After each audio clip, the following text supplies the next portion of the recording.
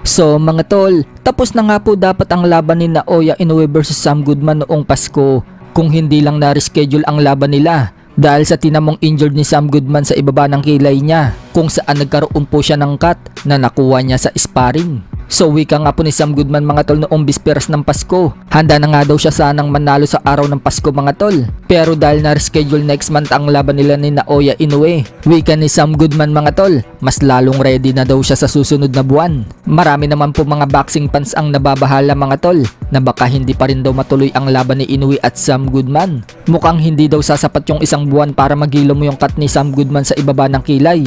Kaya ang tanong ng mga fans mga tol, paano kung hindi pa rin daw tumuloy si Sam Goodman sa January 24? So mukhang wala dapat ikabahala ang mga boxing fans mga tol, at tuloy na tuloy pa din ang laban ni Inoue sa January 24 kung sakaling hindi pa rin tumuloy si Sam Goodman. Nag-request po kasi ang number 1 contender sa WBC Super Bantam na si Ray David Picasso na kung sakaling hindi daw ready si Sam Goodman, handa daw siyang pumalit kay Sam Goodman para labanan si Inoue. Seryoso nga po itong si David Picasso mga tol, at sinabi pa niyang ready na daw siya maging kampiyon. So mukhang hindi lang po si Ray David Picasso mga tol ang naghahabol kay Inoue.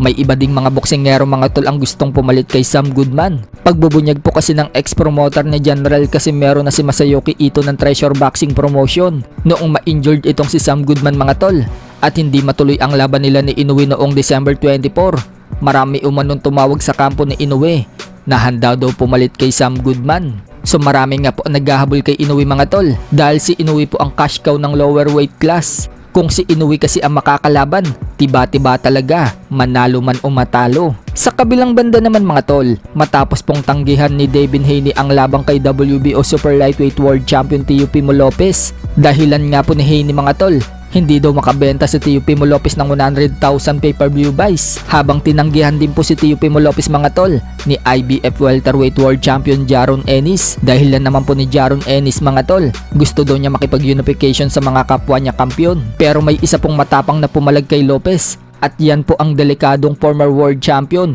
na si Subriel Matias. Ayon po sa report ni Mike Coppinger ng ESPN, pinafinalize na daw ang laban ng Teofimo Lopez versus Subriel Matias, at balak ganapin daw yan sa March 15. Sa ibang banda naman mga tol, kasado na po ang laban ni WBC Bantamweight World Champion Junto Nakatani sa February 24 sa Ariake, Tokyo, Japan. Makakalaban po ni Nakatani mga tol ang number 6 contender sa WBC Bantam na si unbeaten Mexican David Cuellar. May record na 28-0 with 18 knockouts.